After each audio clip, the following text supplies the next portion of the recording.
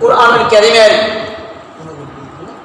20 নম্বর সূরা সূরাতুত তাহার 125 নম্বর আয়াত তেলাওয়াত করেছি, সাথে সাথে সূরা বাকারার সামঞ্জস্যের একটি আয়াত তেলাওয়াত করেছি, ওমা তাওফীকি ইল্লা বিল্লাহ। মানুষ বড় আশ্চর্য এবং বোকা। মানুষ মরণশীল, দুর্বল, সসীম জ্ঞানের মালিক হওয়া সত্ত্বেও মানুষ হয়ে মানুষের কথা শুনে, মানে, বিশ্বাস করে এবং সেই অনুযায়ী আমলও করে।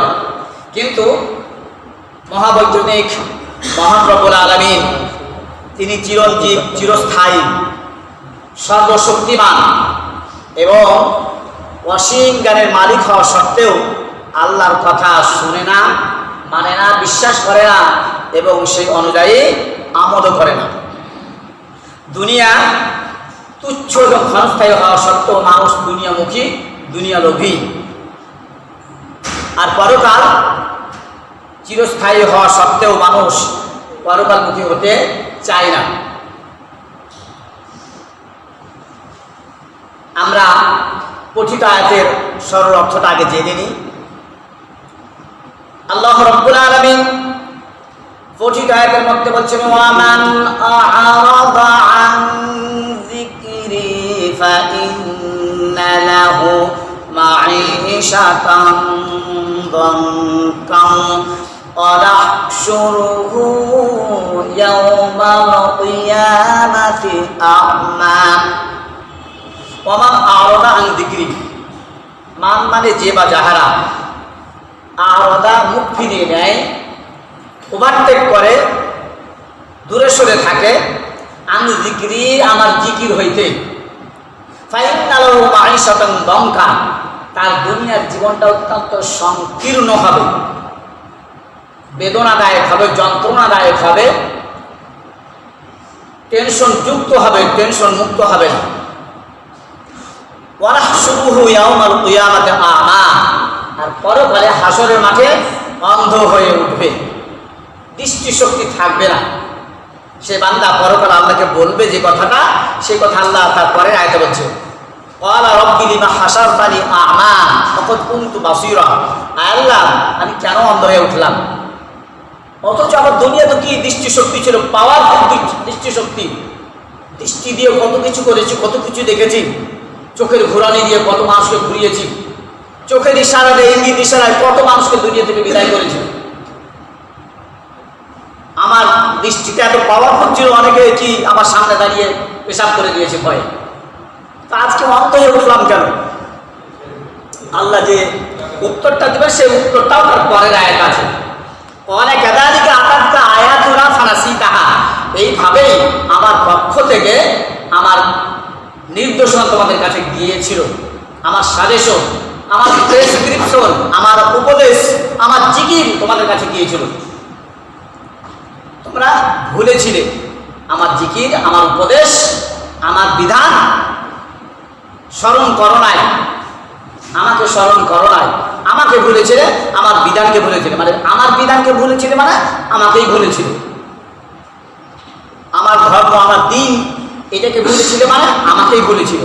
তো কাযালিকা ইয়াওমা তুনসা, আজকে আমিও তোমাদেরকে ভুলে থাকবো। একটা কথা আছে যে নিজের পায়ে নিজের কুড়ুল মারা। দুনিয়ায় তুমি আমাকে ভুলে থেকে তোমার নিজের পায়ে নিজেই কুড়ুল মেরেছো, তোমার অন্ধত্বটা তোমার জন্যই হয়েছে, তুমি আমার জিকির করো না বলে আজকে তোমাকে অন্ধ হয়ে উঠতে হয়েছে। আরেকটি আয়াত তেলাওয়াত করেছি, আল্লাহ বলছেন ফাযকুরুনি আযকুরকুম, তোমরা আমাকে স্মরণ করো, আমিও তোমাদেরকে স্মরণ করব। ওয়াশকুরুলি, আমার নিয়ামত শুকরিয়া আদায় করো, ওয়ালা তাকফুরুন, আর কুফরি করিও না, নাশুকরি করো না, গাদ্দারি করো না। If you remember me, I must remember you, তোমরা যদি আমাকে স্মরণ করো, আমিও তোমাদেরকে স্মরণ করব। সে মানুষ যেই তাকে ভালোবাসুক না কেন, দুইজন দুজনকে, সে স্বামী স্ত্রী হতে পারে, প্রেমিক প্রেমিকা হতে পারে, ছাত্র শিক্ষক হতে পারে, মালিক শ্রমিক হতে পারে, নেতার অনুসারী হতে পারে, দুই ভাই বোন হতে পারে, তো যদি একজন আরেকজনকে স্মরণ করে আর আরেকজন যদি আরেকজনকে স্মরণ না করে, তাহলে কি এই ভালোবাসাটা টিকবে?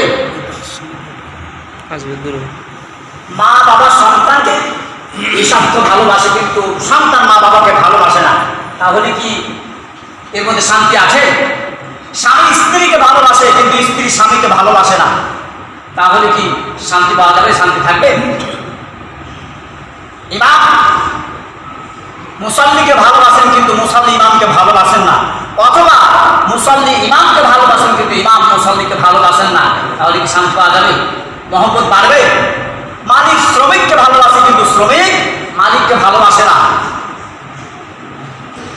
পক্ষান্তরে একজন আরেকজন, মানে এক কথায় সোনাই সহাগা হতে হবে, মানে উভয় যদি ভালোবাসতে হবে, তাহলে কি মহব্বত বাড়বে এবং কি শান্তি থাকবে। আর যদি একজন ভালোবাসে আর অপরজন ভালো না বাসে, তাহলে কি শান্তি বজায় থাকবে না, ভালোবাসা মহব্বত টিকবে না। গো প্রেমিক প্রেমিকাকে ভালোবাসে কিন্তু প্রেমিককে ভালোবাসে না, তাহলে কি বন্ধন টিকবে? মহব্বত টিকবে? থাকবে না। তো আল্লাহ তাই বলছেন যে তোমরা যদি আমাকে ভালোবাসো, আমিও তোমাদেরকে ভালোবাসবো, তোমরা যদি আমাকে স্মরণ করো, আমিও তোমাদেরকে স্মরণ করবো। এখন এখানে কয়েকটি শব্দ রয়েছে, ফাযকুরুনি আযকুরকুম ওয়াশকুরুলি ওয়ালা তাকফুরুন, জিকির, শুকরিয়া আর কুফরি। তো জিকির মানে স্মরণ করা। এই জিকির শব্দটি কোরআন কারীমের মধ্যে 5টি অর্থে ব্যবহৃত হয়েছে। তো জিকির অর্থ স্মরণ করা। এখন স্মরণ মানে শুধু স্বাভাবিকভাবে স্মরণ নয়। স্ত্রী যদি স্বামীর নাম জপে সারা দিন ধরে, কিন্তু তার যদি কোনো সংসারের কাজকর্ম না করে, তাহলে কি ওই স্বামীর বাড়িতে টিকতে পারবে, থাকতে পারবে? স্বামীর নাম রহিমউদ্দিন না করিমউদ্দিন, যাই হোক, সকাল থেকে সন্ধ্যা পর্যন্ত স্বামী নাম রহিম করছে, করিম করছে, কিন্তু সকাল থেকে সন্ধ্যা পর্যন্ত কোনো কাজ করে না, নাস্তা বানায় নাই, খাবার তৈরি করে না, তো ওই স্বামীর ঘরে এসে টিকতে পারবে? স্বামী ভালোবাসে তাকে রাখবে? তো এই জিকিরের অর্থ আমরা প্রচলিত জিকির আর প্রকৃত জিকির ডিফারেন্স করবে, পার্থক্য করবে। প্রচলিত জিকির আর প্রকৃত জিকির। প্রচলিত জিকির হলো সুবহানাল্লাহ সুবহানাল্লাহ সুবহানাল্লাহ আলহামদুলিল্লাহ তাসবিহ পাঁচ বারে, এটা হলো প্রচলিত জিকির। প্রকৃত জিকির হলো আল্লাহর বিধান পালনের মাধ্যমে আল্লাহকে স্মরণ করা। আল্লাহর বিধান পালনের মাধ্যমে আল্লাহকে স্মরণ করা, আল্লাহর আনুগত্যের মাধ্যমে, আল্লাহর নির্দেশনা পালনের মাধ্যমে আল্লাহকে স্মরণ করা, এটা হলো প্রকৃত জিকির। তসবিহ জিকির নয়, এটা প্রকৃত জিকির। আর এটাই আল্লাহ বলছেন যে ফাযকুরুনি আযকুরকুম, তোমরা যদি আমাকে আমার বিধান পালনের মাধ্যমে স্মরণ করো, তাহলে আমি তোমাদেরকে কি সওয়াব, নেকি, ক্ষমা, রহমত, বরকতের মাধ্যমে কি তোমাদেরকে স্মরণ করব। তো আল্লাহকে স্মরণ করতে হবে আল্লাহর বিধান পালনের মাধ্যমে, আল্লাহর নির্দেশ, আল্লাহর হুকুম পালনের মাধ্যমে, আল্লাহর আনুগত্যের মাধ্যমে, তাহলে সেটা হলো কি প্রকৃত জিকির। আজকের আলোচ্য বিষয় হচ্ছে স্মরণ হবে যেমন, বরণ হবে তেমন। না, আপনি আল্লাহকে যেমন স্মরণ করবেন, আল্লাহ তেমন ভাবে আপনাকে বরণ করবে। বুঝতে পেরেছেন তো? স্বামী স্ত্রীকে যেমন ভাবে স্মরণ করবে, স্ত্রীও স্বামীকে সেভাবে কি বরণ করবে না? একজনের ভালোবাসা উঠবে পড়ছে আর একজনের ভালোবাসা নেই, তাহলে কি টিকবে? হবে? তাহলে এই জন্য স্মরণ হবে যেমন, বরণ হবে তেমন। এটি সো ইউনিক, যেমন কর্ম তেমন ফল। গুণ গাই যার, নুন খাই যার, গুণ গাই তার। তো আল্লাহ যদি আপনি নুন খেয়ে থাকেন, তাহলে গুণ তারই গাইতে হবে, স্মরণ তারই করতে হবে, তাকে সেজদা দিতে হবে। আমি মাঝে মধ্যে বলি, আমি আপনি কেউ বিএনপির মিছিল করে আওয়ামী লীগের অফিসে গিয়ে যদি চা পান খেতে যায়, আর আমাকে যদি দেখে, লাথি মেরে বিদায় করবে না? ঠিক কিনা? পক্ষান্তরে আওয়ামী লীগের মিছিল করে এসে বিএনপি অফিসে যদি আমি আপনি কেউ যাই, চা পান দিবে নাকি? না লাঠি সোনা দিবে? এক দলের মিছিল করে আর এক দলের যদি চা পান না পাওয়া যায়, তাহলে সারা জীবন শয়তানের জিকির করে শয়তানের হুকুম পালন করে, শয়তানের আনুগত্য করে, শয়তানকে ভালোবেসে মহব্বত করে আল্লাহর রেজার মধ্যে হাসিল করা যাবে, আল্লাহর খুশি সন্তুষ্টি অর্জন করা যাবে, আল্লাহর নিয়ামত পাওয়া যাবে, আল্লাহর জান্নাত পাওয়া যাবে। সারা জীবন শয়তানের আনুগত্য করলাম, শয়তানকে ভালোবাসলাম, শয়তানের মিছিল করলাম, শয়তানের সবকিছু করলাম, আর জান্নাত টা নিব আল্লাহ, এটা হবে নাকি? এই আবদার কি পূরণ হবে? এটা তো মামা বাড়ির আবদার নয়, শ্বশুর বাড়ির ডিমান্ড নয়।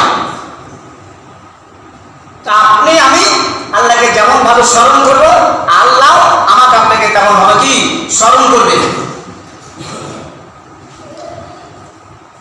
দুঃখজনক ব্যাপার হলো সত্য, মানুষ নেতা নেত্রী যতটা স্মরণ করে, জিকির করে, যদি আল্লাহ ওইভাবে কতটুকু জিকির করতো তাহলে কি লাইফটা ধন্য হয়ে যেত, আল্লাহ কি সন্তুষ্টি অর্জন করতে পারত।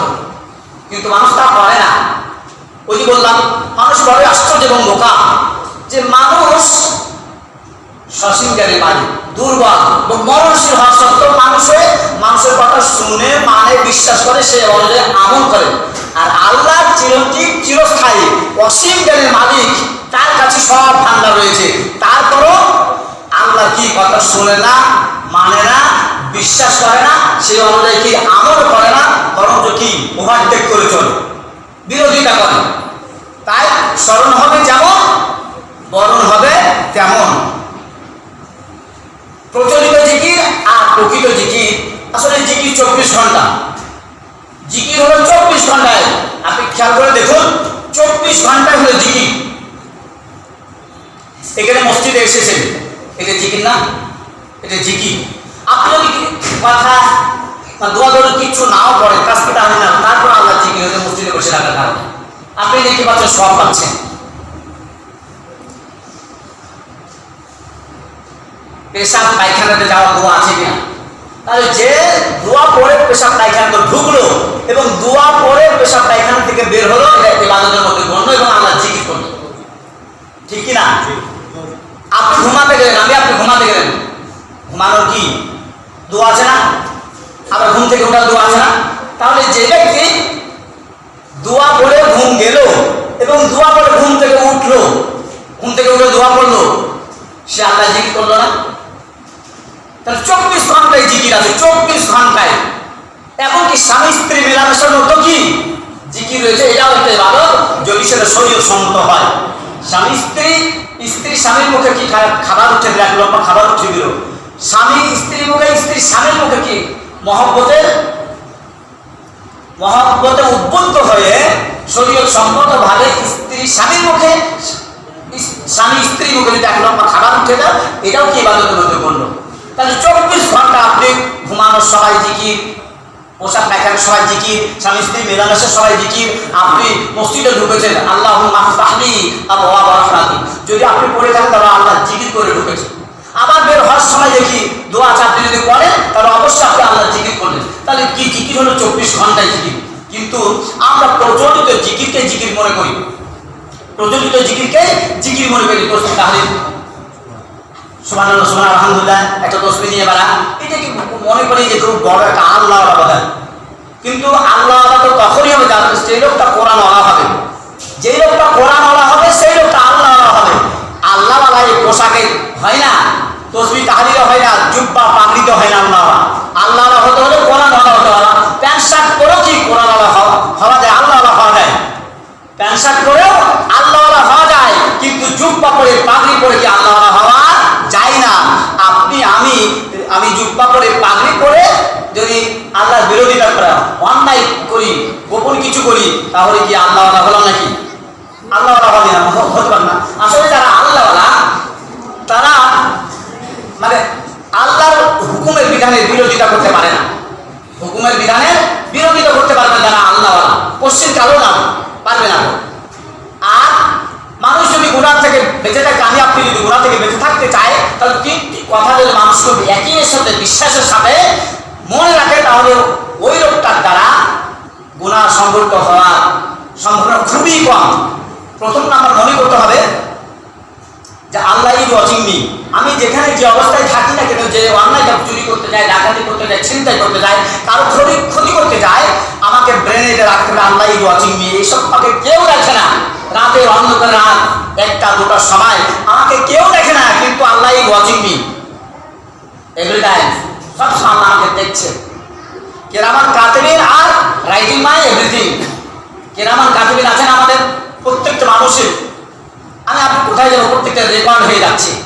কোন ফাঁক আছে নাকি?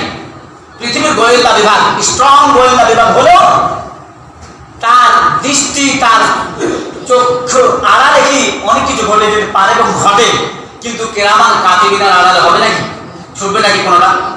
তাই এই কথাটা মনে রাখতে হবে যে কিরামান কাতিবিন আর রাইটিং মাই এভরিথিং, আমার সব কিছু লিখে দিচ্ছেন। কিরামান কাতিবিন আমার নেগেটিভ পজিটিভ প্রত্যেকটা মুহূর্তে প্রত্যেকটা জিনিসই লিখে দিচ্ছে, রেকর্ড করে নিচ্ছেন। আর I will be answerable at the resurrection to Allah for my responsibility for my work. আমার কথা, কাজ এবং আমার দায়িত্ব সব কিছু